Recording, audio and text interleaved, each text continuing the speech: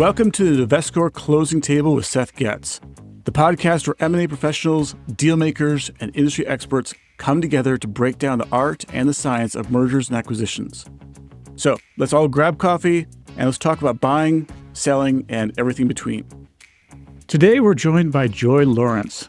Now, Joy is part of the team here at NuVescor. She's been here for over 8 years, and she's an indispensable part of the team. She is the one who is behind the scenes doing the deep dives into the financials of all the businesses we work with. And she's the person who takes all the raw numbers, all the balance sheet and income statements and cash flow statements, everything like that from the business, and organizes them into a way that makes sense. And it's a way that makes sense not just for us, but really making it make sense to a potential buyer. And she's really good at taking and presenting that financial story. What's going on in the business? How's it working? What's working? What advantages, what strengths are there in a business?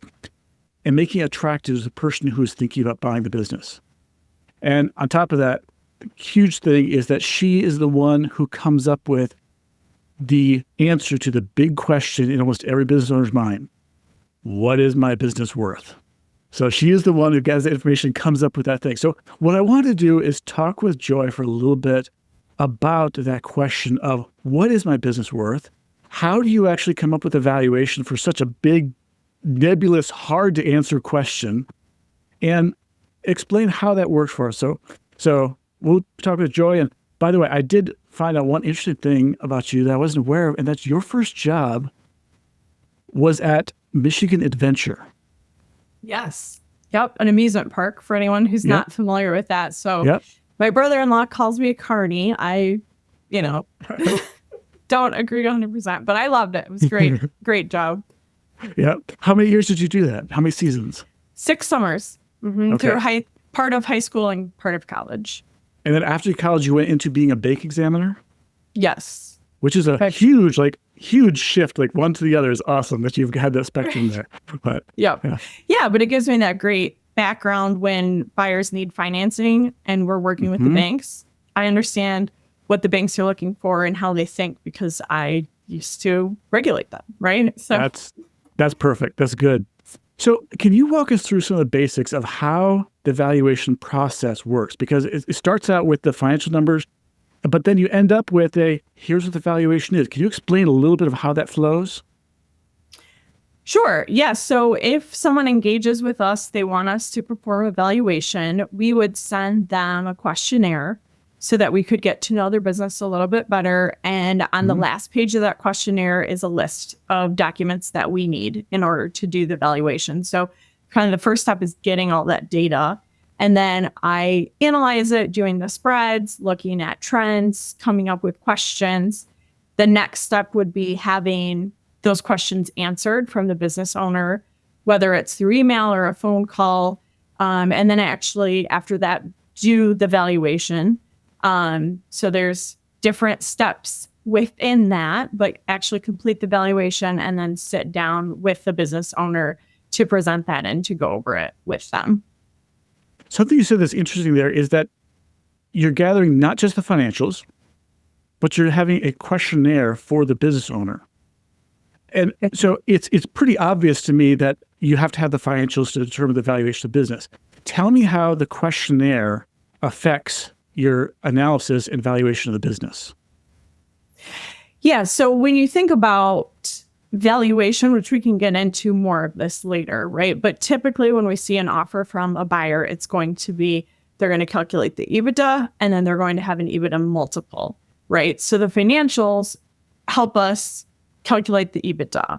But when we look at what multiple do we use, there's a range. And, so that's in the market approach. In the income approach, we have to calculate the required rate of return. And so whether you're looking at it in an inverse relationship in the market approach or a direct relationship in the income approach, we look at the risk and that affects the value, right? So the questionnaire really is looking at where are there potential risks here? Are they being mitigated? And to understand, in order to do a valuation, you always are supposed to know the purpose of the valuation and just some general questions like that as well.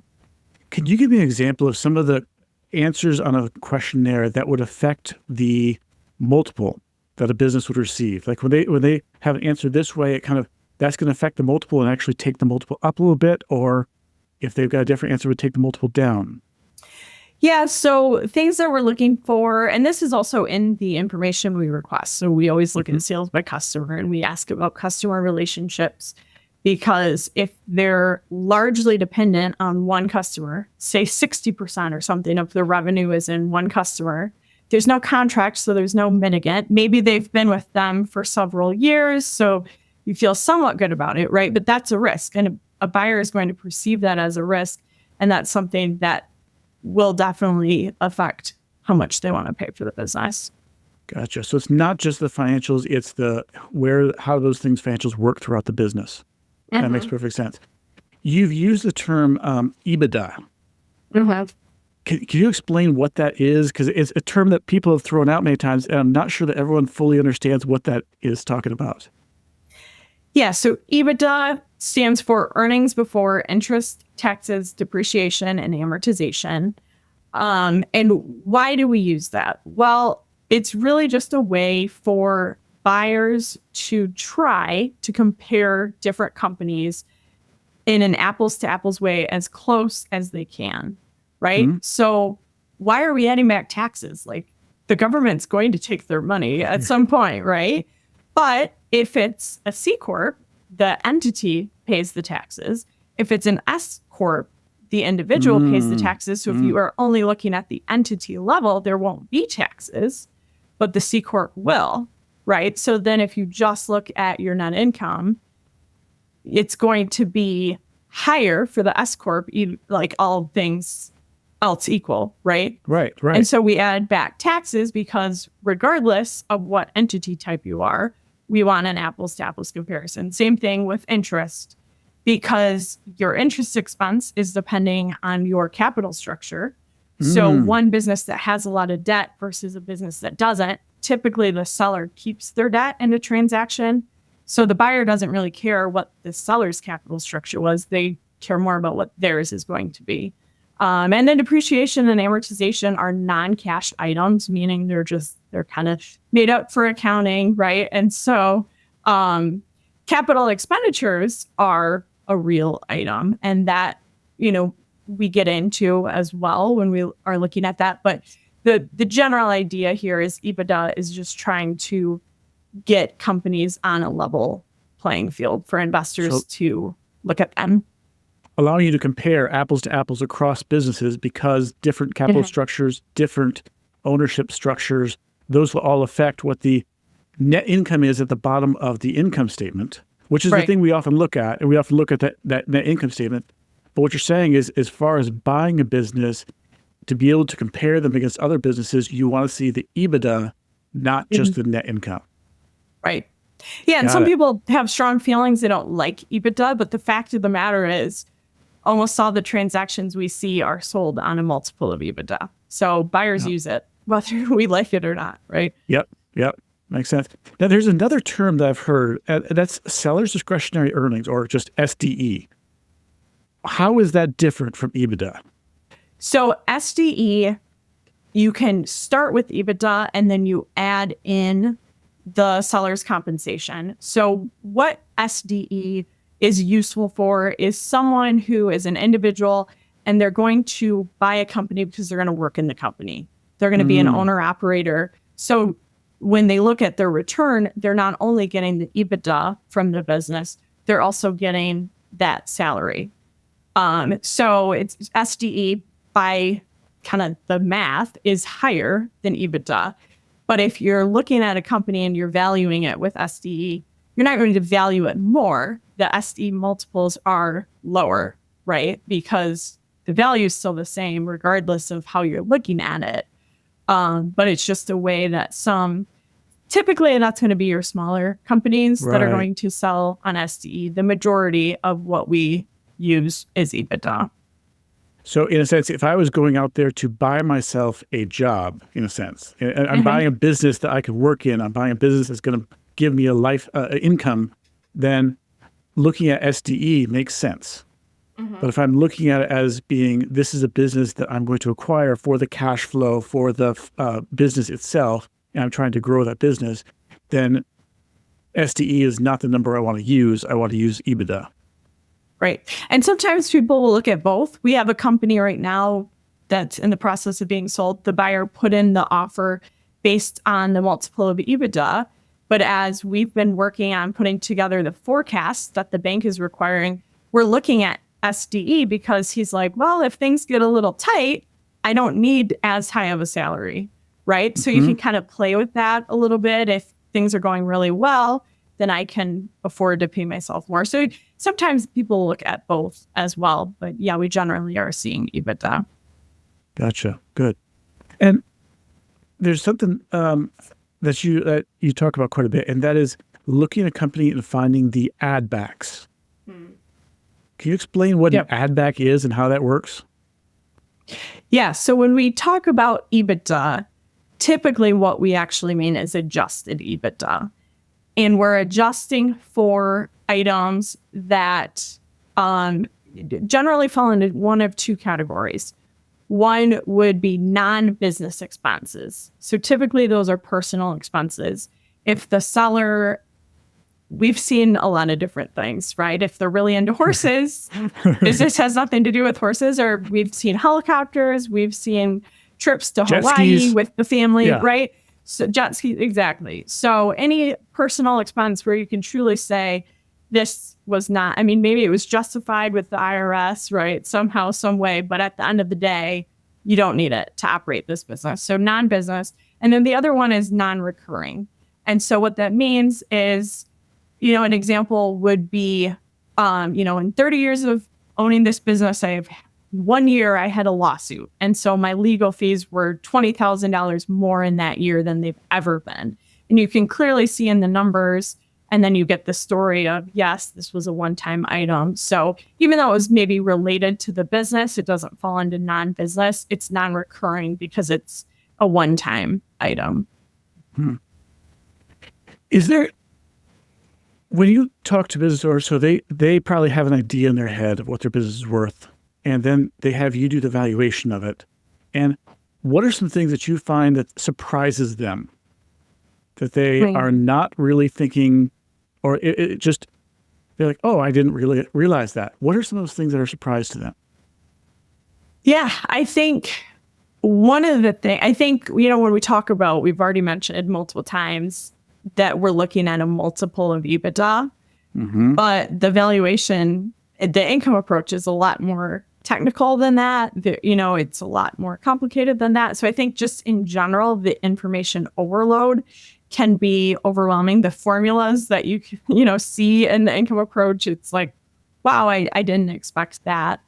Sometimes they're surprised that it's not worth as much as they were hoping for. From a business owner's perspective, this is something they've been putting their blood, sweat, and tears into for the past 30 years or so. And sometimes they're surprised that it is so much based on the numbers. Of course, there are the other factors that we talked about before, but they will want to say, but what about this? But what about this? And think they should be worth more than they are. Sometimes they have a pretty good idea and they're not surprised, right? It just depends. Is there times when they look at it and come back and say, but wait a minute, I've got some really nice equipment here, or I've got, I just bought a new, whatever it is here, new thing to do stuff. Doesn't that increase the value of my business? Yeah.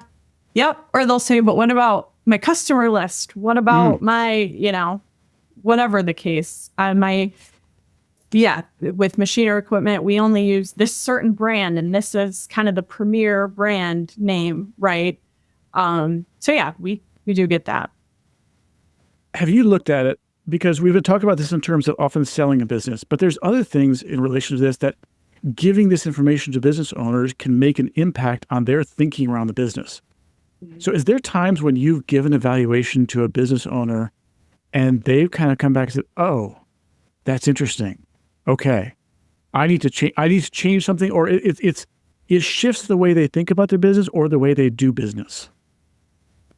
Yeah, absolutely. I think most of the time, most business owners who start a business and run the business for 30 years, this is a totally different way of looking at their business, right? They don't need to know EBITDA. They need to know how much cash is in the account, right? Like, yes. I mean, I've talked to business owners that they're like CPA statements.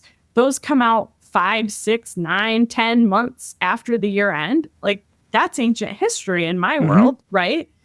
And so it's just a totally different lens, a totally different way of looking at the business. So we've definitely seen that.